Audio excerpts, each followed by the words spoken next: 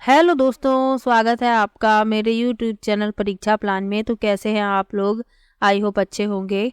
तो जैसा कि आप लोगों को पता है कि साइंस को मैं एनसीईआरटी से पढ़ा रही हूं, तो क्लास 8th की बुक के 11 चैप्टर कंप्लीट हो चुके हैं। आज 12वां चैप्टर पढ़ेंगे, कुछ प्राकृतिक परिघटनाएं।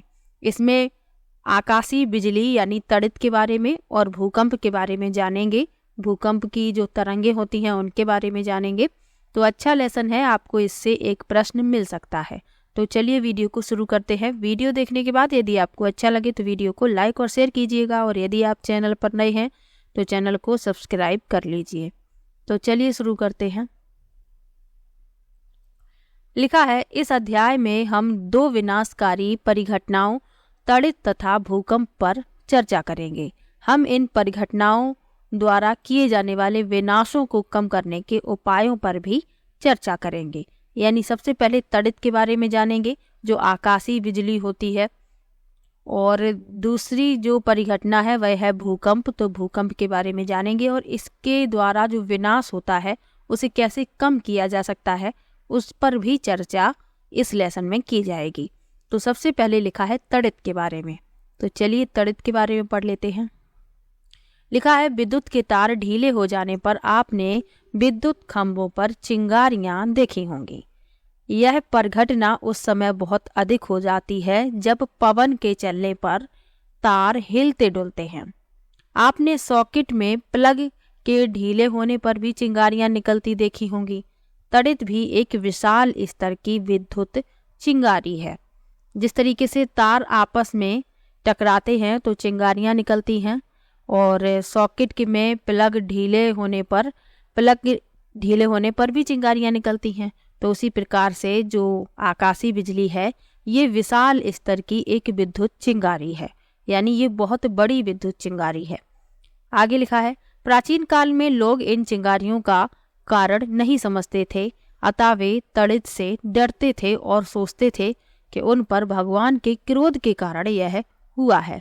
क्योंकि प्राचीन काल में लोगों को इसके कारण की जानकारी नहीं थी, तो लोग ये समझते थे कि भगवान क्रोध कर रहे हैं, तभी ये ऐसा हो रहा है।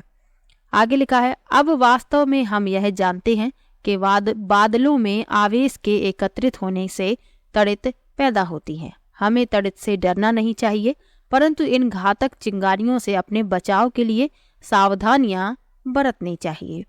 तो अब इनके कारणों का पता चल गया है कि जो बादल होते हैं उनमें जो आवेश एकत्र होते हैं उन्हीं के कारण तड़ित पैदा होती है।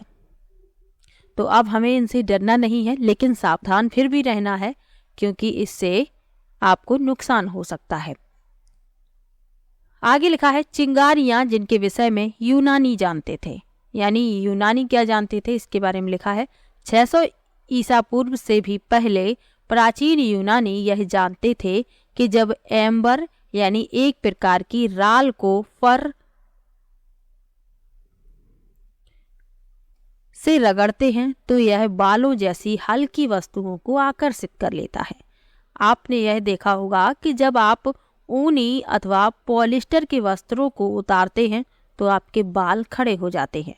ऐसा आपने सर्दियों में महसूस किया होगा। जब भी आप ऊनी कपड़े पहनते हैं तो आप जब उन्हें उतारते हैं तो आवाज़ भी आती है और आपके जो बाल हैं वह खड़े हो जाते हैं। यदि आप अंधेरे में इन वस्त्रों को उतारते हैं तो चट चट ध्वनि के साथ चिंगारी तक देख सकते हैं। आप अंधेरे कमरे में किसी ऊनी कपड़े को अगर हाथ से रगड़ेंगे तब भी आपको चिंगारी दिखाई देगी। सन 1752 में अमेरिकी वैज्ञानिक बेंजामिन फ्रैंकलिन ने यह दर्शाया कि तड़ित तथा आपके वस्त्रों में उत्पन्न चिंगारी वास्तव में एक ही परिघटना है, परंतु इस तथ्य के साकार होने में 2000 वर्ष लगे।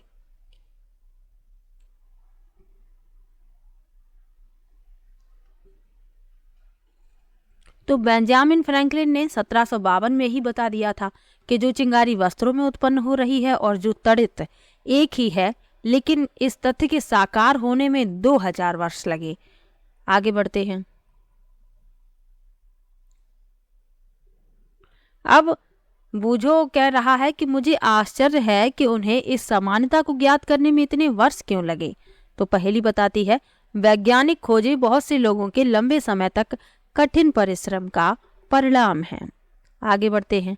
अब हम विद्युत आवेशों के कुछ गुणों का अध्ययन करेंगे। हम यह भी देखेंगे कि ये आकाश में तड़ित से किस प्रकार संबंधित है, यानी जो चिंगारी वस्त्रों में देखी गई और जो आकाश में उत्पन्न हो रही है तड़ित, ये किस प्रकार से समान है, इसी के बारे में बताया गया है। आगे लिखा है, विद्युत आवेशों की प्रकृति को समझने के लिए आइए कुछ क्रियाकलाप करें, परंतु पहले उस खेल को याद कीजिए जिसे आपने कभी खेला होगा। जब आप प्लास्टिक के पैमाने को अपने सूखे बालों से रगड़ते हैं तो पैमाना कागज के छोटे छोटे टुकड़ों को आकर्षित कर सकता है। पैमाना यानी कि जो प्लास्टिक की स्केल होती है, उसे आप अपने बालों से रगड़े, सूखे बालों से, और फिर उसके पास कागज के छोटे टुकड़े यानी छोटे छोटे कागज के टुकड़ों के पास उसको आप ले जाएं तो वह उन्हें आकर्षित कर लेगी। आगे लिखा है, रगड़ द्वारा आवेशन, यानी रगड़ने से आवेश कैसे उत्पन्न हो जाता है। छोटा सा क्रियाकलाप लिखा हुआ है। बॉल पेन की खाली रिफिल लीजिए, इसे तेजी से किसी पॉलीथीन के टुकड़े से रगड़कर इसे कागज के छोटे छोटे टुकड़ों के समीप लाइए। इतनी सावधानी रखिए कि रिफिल का रगड़ा गया सिरा आपके हाथों अथवा किसी धातु की वस्तु से न छुए। अपने क्रियाकलाप को छोटी छोटी सूखी पत्तियों, भूसे तथा सरसों के दानों के साथ दोहराइए और अपने प्रेक्षण को नोट कीजिए। आगे लिखा है, जब प्लास्टिक की रिफिल को पॉलीथीन के साथ रगड़ते हैं तो यह कुछ विद्युत आवेश अर्जित कर लेता है। इसी प्रकार जब प्लास्टिक की कंघी को सूखे बालों से रगड़ते हैं तब यह भी कुछ विद्युत आवेश अर्जित कर लेती है। इन वस्तुओं को आवेशित वस्तुएं कहते हैं। रिफिल तथा प्लास्टिक की कंघी को आवेशित करने की प्रक्रिया में पॉलीथीन तथा बाल भी आवेशित हो जाते हैं। यानी जब आप कंघी को अपने बालों से रगड़ते हैं तो कंघी भी आवेशित हो जाती है और आपके बाल भी आवेशित हो जाते हैं। अब लिखा है, आवेशों के प्रकार तथा इसकी अन्योन क्रिया। तो इसके लिए क्रियाकलाप लिखे हुए हैं। तो ये जो क्रियाकलाप हैं इनमें ये बताया गया है, आपको मैंने जब चुंबक वाला लेसन पढ़ाया था तो उसमें मैंने आपको बताया था जो समान प्रकार के आवेश होते हैं वो एक दूसरे को प्रतिकर्षित करते हैं। यानी चुंबकों के जो समान ध्रुव हैं यदि पास में लाए जाएं तो वे एक दूसरे को प्रतिकर्षित करेंगे और विपरीत ध्रुव हैं एक दूसरे को आकर्षित करेंगे। इसी प्रकार से इसमें है, जो समान आवेश हैं एक दूसरे को प्रतिकर्षित करते हैं और विपरीत आवेश एक दूसरे को आकर्षित करते हैं। जिस प्रकार से चुंबकों में होता है उसी प्रकार से इनमें होता है। तो आवेश दो प्रकार के हैं। इस क्रियाकलाप के माध्यम से हमें यही बताया गया है कि आवेश दो प्रकार के हैं। यहाँ प्रेक्षण पढ़ लेते हैं, क्रियाकलाप पढ़ने की आवश्यकता नहीं है। लिखा है, एक आवेशित गुब्बारे ने दूसरे आवेशित गुब्बारे को प्रतिकर्षित किया। क्योंकि उनमें समान प्रकार का आवेश होगा तो वो एक दूसरे को प्रतिकर्षित करेंगे। इसी प्रकार से एक आवेशित रिफिल ने दूसरी आवेशित रिफिल को प्रतिकर्षित किया, परंतु एक आवेशित गुब्बारे ने आवेशित रिफिल को आकर्षित किया। क्या यह इंगित करता है कि गुब्बारे पर आवेश रिफिल के आवेश से भिन्न प्रकार का था, तभी तो उन्होंने एक दूसरे को आकर्षित किया। तो भिन्न आवेश होते हैं वो एक दूसरे को आकर्षित करते हैं और समान आवेश एक दूसरे को प्रतिकर्षित करते हैं। हम कह सकते हैं कि आवेश दो प्रकार के होते हैं। क्या हम यह भी कह सकते हैं कि सजातीय आवेश एक दूसरे को प्रतिकर्षित यानी जो समान आवेश होते हैं तथा विजातीय यानी भिन्न प्रकार के आवेश एक दूसरे को आकर्षित करते हैं।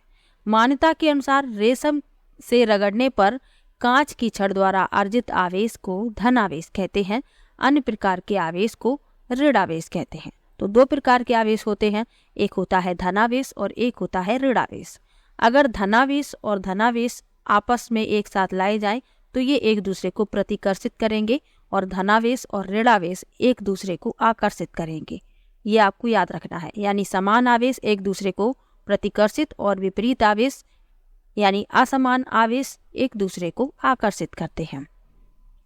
आगे लिखा है, यह देखा गया कि जब आवेशित कांच की छड़ को पॉलीथीन से रगड़े गए आवेशित प्लास्टिक के स्ट्रॉ के निकट लाते हैं तो दोनों के बीच आकर्षण होता है, क्योंकि उनमें जो आवेश होगा वह भिन्न होगा।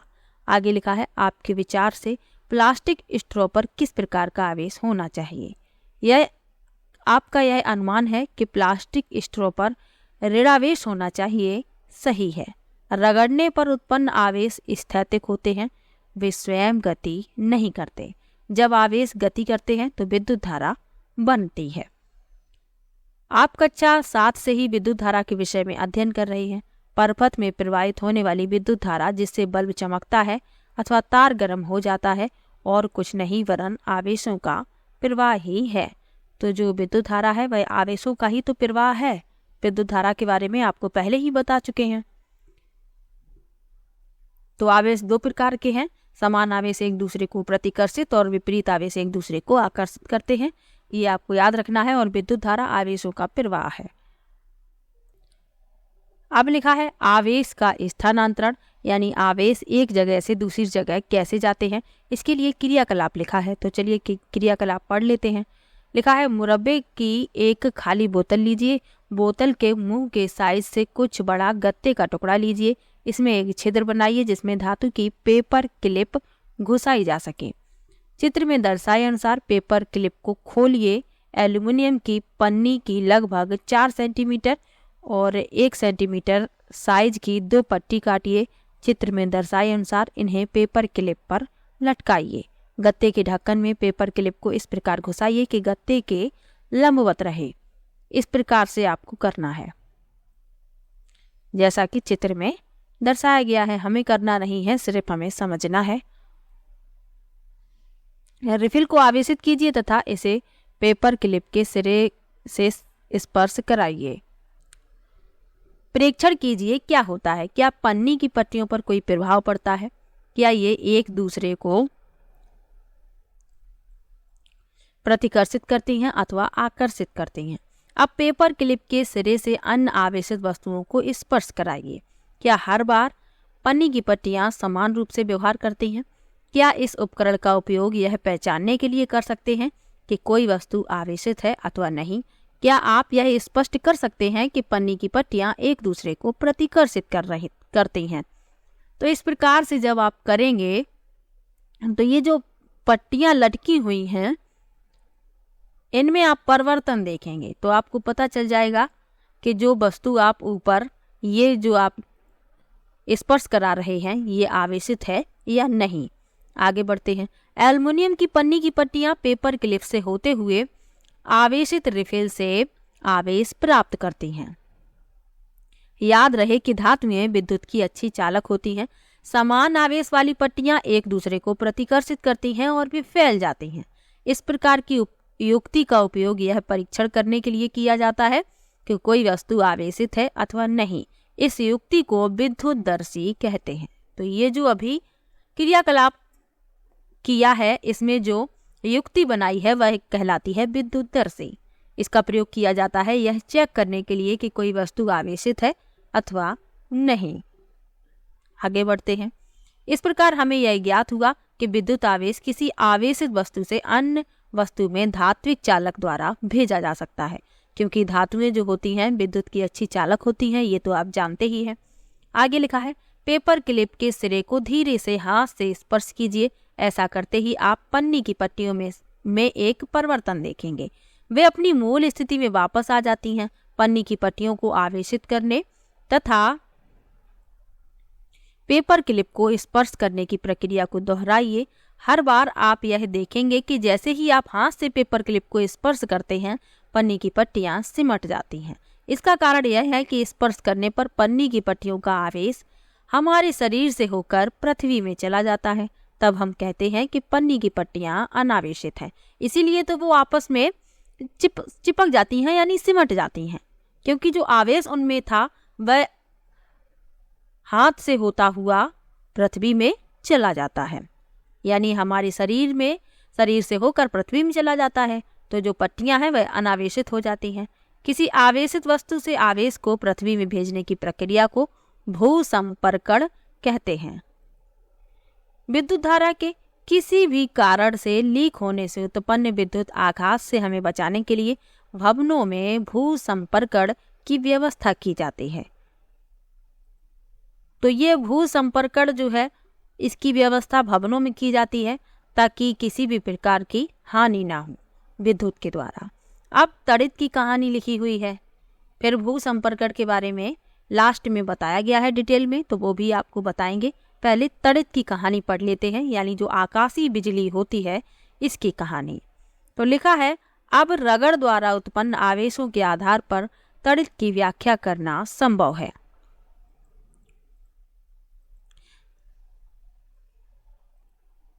गरज वाले तूफानों के बनते समय वायु की धाराएं ऊपर की ओर जाती हैं, जबकि जल की बूंदें नीचे की ओर आती हैं। जब आप देखते हैं कि तूफान आता है, बादल गरजते हैं, तो जो वायु होती है, जो वायु की धाराएं हैं, वह ऊपर की ओर जाती हैं और जल की बूंदें नीचे की ओर आ रही होती हैं। इन प्रबल गतियों के कारण आवेशों का पृथक्कन होता है। इस प्रक्रिया द्वारा, जिसे हम अभी पूर्णतः नहीं समझा सके हैं, बादलों के ऊपरी किनारे के निकट धनावेश एकत्र हो जाते हैं तथा ऋणावेश बादलों के निचले किनारे पर संचित हो जाते हैं। तो जो ऊपरी किनारे हैं उन पर इकट्ठे होते हैं धनावेश, और जो निचले किनारे हैं वहां पर इकट्ठे होते हैं ऋणावेश। धरती के निकट भी धनावेश का संचय होता है। जब संचित का परिमाण अत्यधिक हो जाता है तो वायु, जो विद्युत की हीन चालक है, आवेशों के प्रवाह को नहीं रोक पाती। ऋणात्मक तथा धनात्मक आवेश मिलते हैं और प्रकाश की चमकीली धारियां तथा ध्वनि उत्पन्न होती है। इसे हम तड़ित के रूप में देखते हैं। इस प्रक्रिया को विद्युत विसर्जन कहते हैं। यहाँ आप चित्र के माध्यम से भी समझ सकते हैं। तो मैंने अभी आपको बताया कि जो बादलों के ऊपरी किनारे होते हैं वहां पर धनावेश इकट्ठा हो जाता है, और जो निचले किनारे हैं इन पर इकट्ठा हो जाता है ऋणावेश, और पृथ्वी के समीप भी धनावेश इकट्ठा हो जाता है। जब इन आवेशों का परिमाण अधिक हो जाता है, यानी अत्यधिक हो जाता है, तो वायु, जो हीन चालक है, फिर भी इस प्रवाह को नहीं रोक पाती, यानी कि आवेशों के प्रवाह को नहीं रोक पाती, और ऋणात्मक और धनात्मक आवेश मिलते हैं तो आप देखते हैं कि आकाश में चमक उत्पन्न होती है और आवाज भी आती है। तो इसी तरीके से बिजली उत्पन्न होती है। जो आकाशीय बिजली होती है इसे तड़ित का नाम दिया गया है। आगे बढ़ते हैं।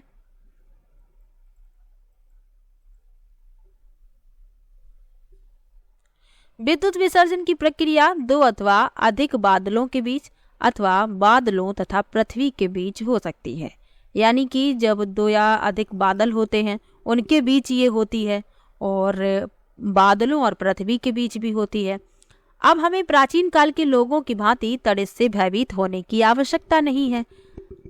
अब हम मूल परिघटना को समझते हैं। वैज्ञानिक हमारा ज्ञान बढ़ाने के लिए कठोर परिश्रम कर रहे हैं, तथापि तड़ित के गिरने पर जीवन तथा संपत्ति की हानि होती है। अतः हमें अपने बचाव के लिए उपाय करने आवश्यक हैं। यानी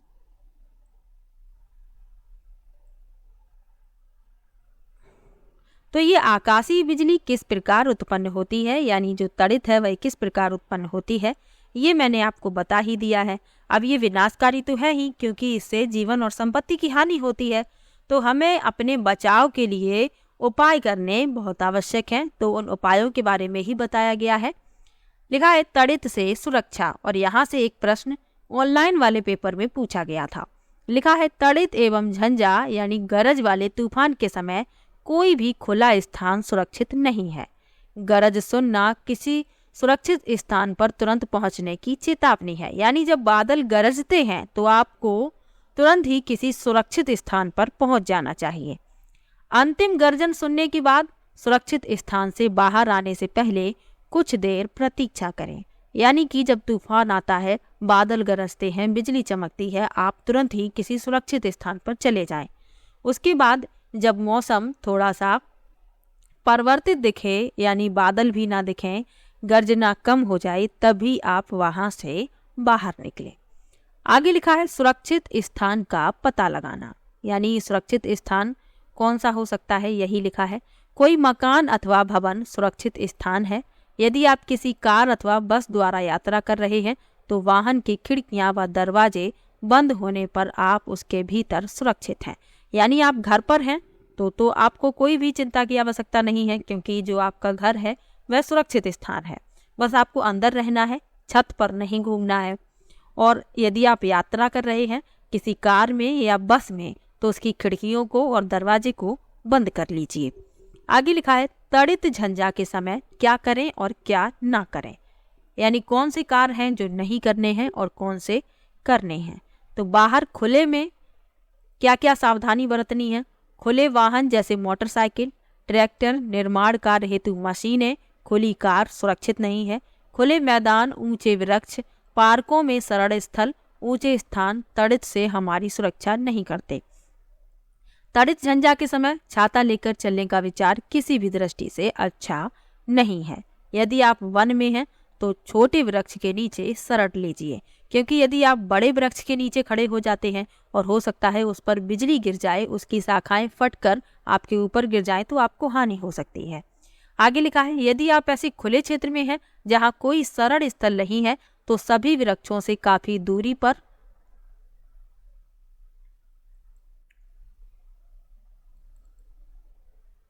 खड़े रहें। जमीन पर ना लेटें बल्कि जमीन पर सिमट कर नीचे बैठें। अपने हाथों को घुटनों पर तथा सिर को हाथों के बीच रखें। इस स्थिति में आप आघात के लिए लघुतम लक्ष्य बन जाएंगे, यानी कि यदि आपको नुकसान होगा तो थोड़ा सा ही होगा। यदि आप इस स्थिति में किसी खुले स्थान में हैं और कोई शरण स्थल नहीं है तो आप इस स्थिति में बैठ सकते हैं, जैसा कि चित्र में दिखाया गया है। तो ये तो खुले स्थान के लिए बताया गया है। अब यदि आप घर के भीतर हैं तो आपको क्या करना है और क्या नहीं करना है, ये लिखा है तड़ित टेलीफोन के तारों, विद्युत तारों तथा धातु के पाइपों पर आघात कर सकती है। क्या आपको याद है कि तड़ित एक विद्युत विसर्जन है? तड़ित झंझा के समय हमें इन्हें नहीं छूना चाहिए। ऐसे समय में मोबाइल फोन अथवा बिना डोरी वाले फोन का उपयोग सुरक्षित है, परंतु यह बुद्धिमत्ता पूर्ण नहीं है कि आप किसी ऐसे व्यक्ति को टेलीफोन करें जो तार युक्त फोन से आपकी बात सुन रहा है। बहते जल के संपर्क से बचने के लिए तड़ित झंझा के समय स्नान से बचना चाहिए। कंप्यूटर, टीवी आदि जैसे उपकरणों के प्लगों को सॉकेट से निकाल देना चाहिए। विद्युत बल्बों, ट्यूबलाइटों को जलाए रखा जा सकता है, इनसे कोई हानि नहीं होती है। लेकिन यदि कंप्यूटर, टीवी के जो प्लग हैं वो सॉकेट से लगे हुए हैं तो उन्हें निकाल दीजिए। आगे बढ़ते हैं। तो ये आपको तड़ित के बारे में बता दिया, किस प्रकार आपको बचने के उपाय करने हैं उनके बारे में बता दिया। बाहर खुले में है तो आपको क्या उपाय करना है, घर में अंदर है तो आपको क्या उपाय करना है, ये सब कुछ आपको बता दिया। अब लिखा है तड़ित चालक के बारे में, तो चलिए इसके बारे में भी जान लेते हैं।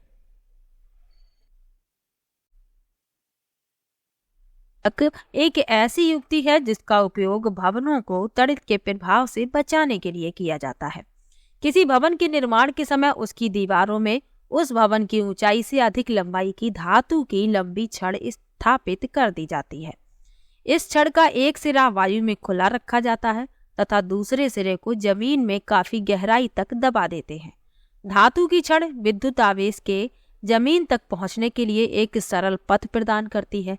भवन निर्माण में उपयोग होने वाले धातु के स्तंभ, विद्युत तार तथा जल पाइप भी कुछ सीमा तक हमारा बचाव करते हैं, परंतु तड़ित झंझा के समय इन्हें स्पर्श ना करें। तो भवनों के निर्माण में क्या किया जाता है, एक लंबी धातु की छड़ स्थापित कर दी जाती है। ये भवन की ऊंचाई से लंबी होती है और इसका एक सिरा वायु में खुला रखा जाता है और दूसरे सिरे को जमीन में गहराई तक दबा देते हैं। आगे बढ़ते हैं। ये आप देख सकते हैं चित्र में, हो सकता है आपके यहाँ भी इसी प्रकार से तड़ित चालक बनाया गया हो। ये तांबे की प्लेट होती है और ये लोहे की छड़ होती है जो ऊपर खुली हुई है और इसका एक सिरा जमीन में नीचे दबा हुआ है। तो जो विद्युत आवेश होता है वह इस छड़ के द्वारा जमीन में चला जाता है। तो जैसे अभी बताया था आपको भू संपर्कण, इसी तरीके से ये इसमें चला जाता है नीचे जमीन में, तो इससे कोई हानि नहीं होती है विद्युत आवेश से। अब लिखा है भूकंप के बारे में। तड़ित के बारे में आपको बता दिया, उपाय बता दिए, तड़ित चालक के बारे में बता दिया। अब दूसरा जो टॉपिक था इसी लेसन में वह है भूकंप। तो चलिए भूकंप के बारे में पढ़ लेते हैं। भूकंप बहुत विनाशकारी होते हैं और इनसे जान माल की बहुत हानि होती है। कई बार भूकंप आ चुका है और जिससे बहुत हानि हुई है। कई इमारतें गिर गईं, कई जगह जो तट के किनारे की बस्तियां थी वो बस्तियां बह गईं, तो उन सब के बारे में आपको बताएंगे। तो चलिए पढ़ लेते हैं। लिखा है, आपने तड़ित झंझा तथा तड़ित के विषय में अध्ययन किया। ये प्राकृतिक परिघटनाएं मानव जीवन तथा संपत्ति का बड़े पैमाने पर विनाश करती हैं। सौभाग्यवश कुछ हद तक हम इन परिघटनाओं की भविष्यवाणी कर सकते हैं। मौसम विभाग कुछ क्षेत्रों में बन रहे तड़ित झंझा के बारे में चेतावनी दे सकता है। यदि तड़ित झंझा होती है तो इसके साथ सदैव तड़ित तथा चक्रवात की संभावना बनी रहती है। अतः इन परिघटनाओं से होने वाली क्षति से बचाव के उपायों के लिए हमारे पास समय होता है। यानी ये जो घटनाएं हैं, प्राकृतिक घटनाएं, तो इनसे बचाव के लिए हमारे पास समय होता है, लेकिन भूकंप की कोई भविष्यवाणी नहीं कर सकता। अभी तक वैज्ञानिक इस तथ्य पर नहीं पहुंचे हैं कि भूकंप की भविष्यवाणी कर सके, तो यही आगे बताया गया है।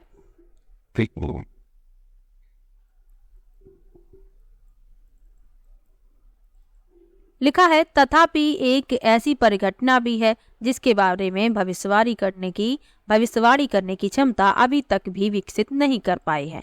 यह है भूकंप। यह विशाल स्तर पर जनजीवन तथा संपत्ति को क्षति पहुंचा सकता है। 8 अक्टूबर 2005 को भारत में उत्तरी कश्मीर के उरी तथा तंगधार शहरों में एक बड़ा भूकंप आया था। इससे पहले गुजरात के भुज जिले में 26 जनवरी 2001 को बड़ा भूकंप आया था। तो यहाँ पर जो भूकंप आए थे उनसे बहुत नुकसान हुआ था। यहाँ आप देख सकते हैं चित्र में, चित्र जो है बिल्कुल साफ नहीं छपा हुआ है। तो ये कश्मीर में जो भूकंप आया था तो इमारतें गिर गई थी और बहुत नुकसान हुआ था। और 26 जनवरी 2001 को गुजरात के भुज जिले में आया था। आगे लिखा है, भूकंप क्या होता है, जब यह आता है तो क्या होता है, इसके प्रभावों को कम से कम करने के लिए हम क्या कर सकते हैं। ऐसे कुछ प्रश्न हैं जिनके बारे में हम नीचे चर्चा करेंगे। तो सबसे पहले लिखा है कि भूकंप क्या होता है। तो भूकंप जो बहुत कम समय तक रहता है, पृथ्वी का कंपन अथवा कोई झटका है। तो भूकंप का मतलब ही है, भू माने होता है धरती, कंप माने कांपना। तो ये जो है तब आता है जो धरती जो है कुछ समय के लिए कंपन करती है या कोई झटका सा लगता है और इतने में ही बहुत नुकसान हो जाता है। आगे लिखा है, यह पृथ्वी की भूपर्पटी के भीतर गहराई में गड़बड़ के कारण उत्पन्न होता है। भूकंप हर समय सब जगह आते रहते हैं।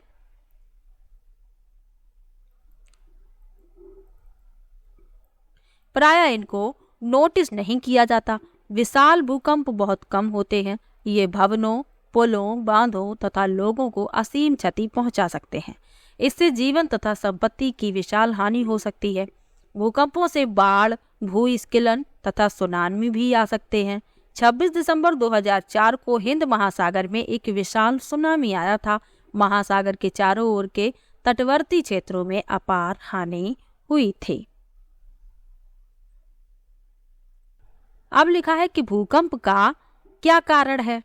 तो प्राचीन काल में लोग क्या कारण मानते थे, वो यहाँ पर लिखा हुआ है।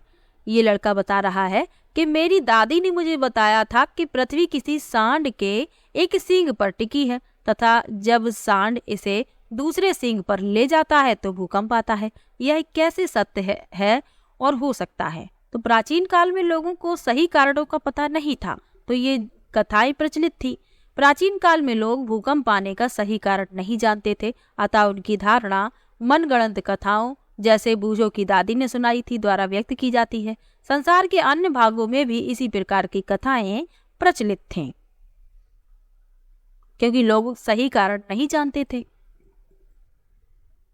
और अभी भी कुछ पुराने लोग हैं, वो अभी भी यही मानते होंगे शायद, लेकिन अब इसके सही कारणों का पता लग गया है कि भूकंप क्यों आते हैं। आगे लिखा है, अब हम यह जानते हैं कि पृथ्वी के भीतर की सबसे ऊपरी सतह में गहराई की गड़बड़ के कारण भूस्पंद आते हैं। पृथ्वी की इस परत को भूपर्पटी कहते हैं। यहाँ आप चित्र में भी समझ सकते हैं।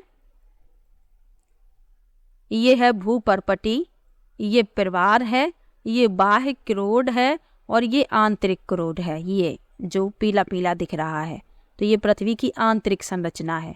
आगे लिखा है पृथ्वी की यह परत एक खंड में नहीं है, यह टुकड़ों में विभाजित है। प्रत्येक टुकड़े को प्लेट कहते हैं। ये प्लेट निरंतर गति करती रहती हैं। जब ये एक दूसरे से रगड़ खाती हैं अथवा टक्कर के कारण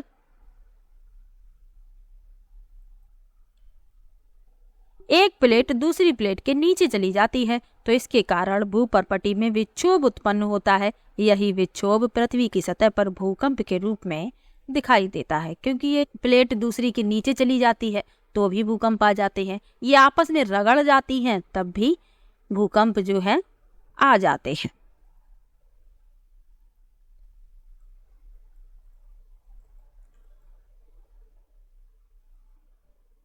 अब बूझो के दिमाग में एक प्रश्न आता है कि यदि वैज्ञानिक भूकंप के बारे में इतना अधिक जानते हैं तो क्या वे आने वाले भूकंप के समय तथा स्थान की भविष्यवाणी कर सकते हैं?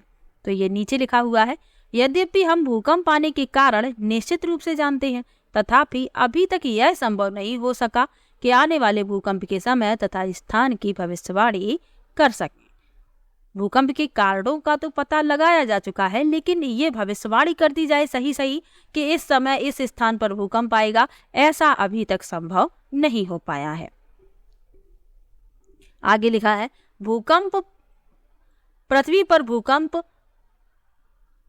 पृथ्वी पर भूस्पंद ज्वालामुखी के फटने अथवा किसी उल्का पिंड के पृथ्वी से टकराने अथवा किसी भूमिगत नाभिकीय विस्फोट के कारण भी उत्पन्न होते हैं।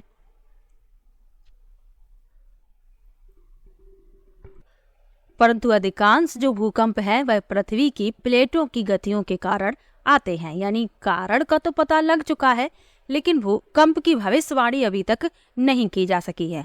आगे लिखा है भूकंप प्लेटों की गतियों के कारण उत्पन्न होते हैं। अतः जहां प्लेटों की सीमाएं दुर्बल क्षेत्र होती हैं वहां भूकंप आने की संभावना अधिक होती है। इन दुर्बल क्षेत्रों को भूकंपीय क्षेत्र अथवा भ्रंश क्षेत्र भी कहते हैं। यानी कि जो भूकंप की प्लेटें होती हैं, जहां पर इनकी सीमाएं दुर्बल क्षेत्र होती हैं, वहां भूकंप आने की अधिक संभावना होती है। और इन दुर्बल क्षेत्रों को भूकंपीय क्षेत्र कहते हैं और भ्रंश क्षेत्र भी कहते हैं। दोनों नामों से इन्हें जाना जाता है। आगे लिखा है भारत के अति भूकंप आशंकित क्षेत्र कश्मीर, पश्चिमी तथा केंद्रीय हिमालय, समस्त उत्तर पूर्व कच्छ का रण, राजस्थान तथा सिंध गंगा के मैदान है। यानी इन क्षेत्रों में भूकंप की अधिक संभावना रहती है। दक्षिण भारत के कुछ भाग भी खतरे के क्षेत्र में आते हैं।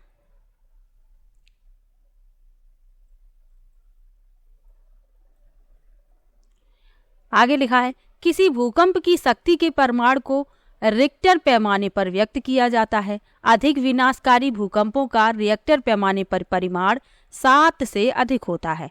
भुज तथा कश्मीर में आए दोनों भूकंपों का परिमाण 7.5 से अधिक था, तो तभी तो वहां पर अधिक हानि हुई थी। यहाँ चित्र के माध्यमों से समझाया भी गया है। लिखा है भूस्पंद पृथ्वी की सतह पर तरंग उत्पन्न करते हैं। इन तरंगों को भूकंपी तरंगे कहते हैं। इन तरंगों को भूकंप लेखी नामक उपकरण द्वारा रिकॉर्ड किया जाता है। यह उपकरण मात्र एक कंपायमान छड़ अथवा लोलक होता है जो भूस्पंदन आने पर दोलन करने लगता है। इसके कंपायमान तंत्र के साथ एक पैन जुड़ा रहता है। यह पैन इसके नीचे गति करने वाले कागज की पट्टी पर भूकंपी तरंगों को रिकॉर्ड करता है। इन तरंगों का अध्ययन करके वैज्ञानिक भूकंप का संपूर्ण मानचित्र बना सकते हैं। जैसा कि चित्र में दिखाया गया है, वे भूकंप की क्षति पहुंचा सकने वाली क्षमता का अनुमान भी लगा सकते हैं।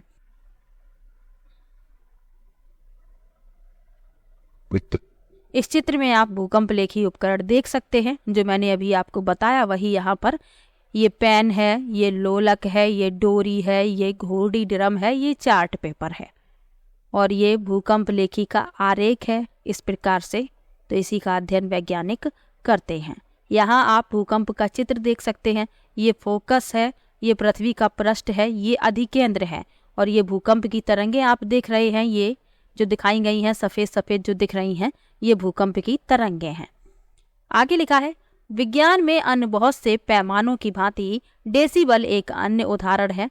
रिएक्टर पैमाने रैखिक नहीं है। इसका अर्थ यह है कि इस पैमाने पर 6 परमाणु के भूकंप की क्षतिनाशी ऊर्जा 4 परमाणु के भूकंप की विनाशी ऊर्जा से 1.5 गुनी अधिक नहीं है।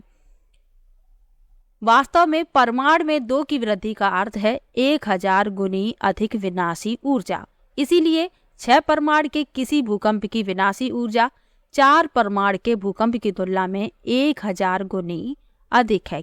क्योंकि 2 की वृद्धि होती है तो 1000 गुनी अधिक विनाशी ऊर्जा उत्पन्न होती है। अब लिखा है भूकंप से बचाव, यानी भूकंप से बचाव किस प्रकार कर सकते हैं। तो लिखा है उपरोक्त चर्चा से हमने यह सीखा कि भूकंपों की भविष्यवाणी नहीं की जा सकती। हमने यह भी देखा कि भूकंप अत्यधिक विनाशकारी हो सकते हैं। अतः यह आवश्यक है कि हम हर समय अपने बचाव के लिए आवश्यक सावधानियां बरतें। भूकंपी क्षेत्रों जहां पर भूकंप आने की अधिक आशंका होती है में रहने वाले लोगों को इनका सामना करने के लिए विशेष रूप से तैयार रहना होता है। सर्वप्रथम इन क्षेत्रों के भवनों का डिजाइन ऐसा हो कि वे बड़े भूकंपों के झटकों को सह सकें। आधुनिक भवन प्रौद्योगिकी इसे संभव बना सकती है। यानी जो मकान है, भवन है, वह भूकंप रोधी बनाए जाते हैं। अब क्योंकि जिन क्षेत्रों में भूकंप की संभावना रहती है वहां पर इस प्रकार के मकानों को बनाया जाना बहुत आवश्यक है। आगे लिखा है उचित यह है कि भवनों के ढांचे सरल हों ताकि वे भूकंप निरापद हों। किसी योग्य आर्किटेक्ट एवं संरचना इंजीनियर से परामर्श कीजिए।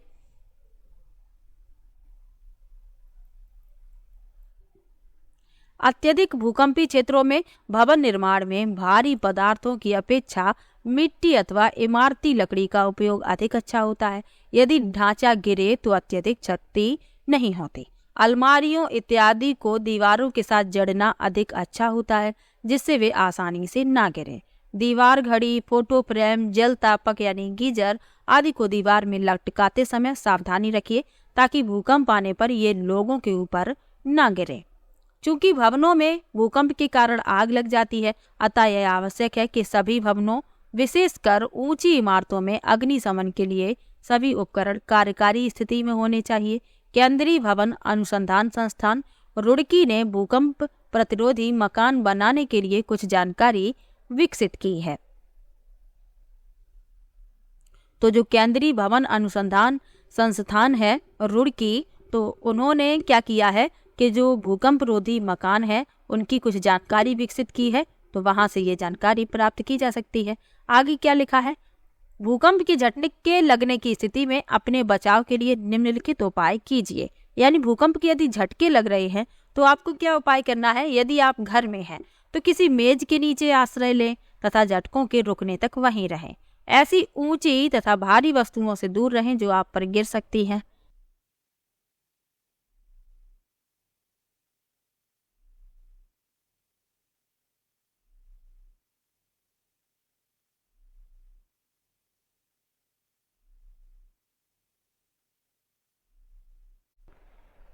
यदि आप बिस्तर पर हैं तो उठे नहीं, अपने सिर का तकिए से बचाव करें। तो यदि आप घर में हैं तो आप ये बचाव कर सकते हैं।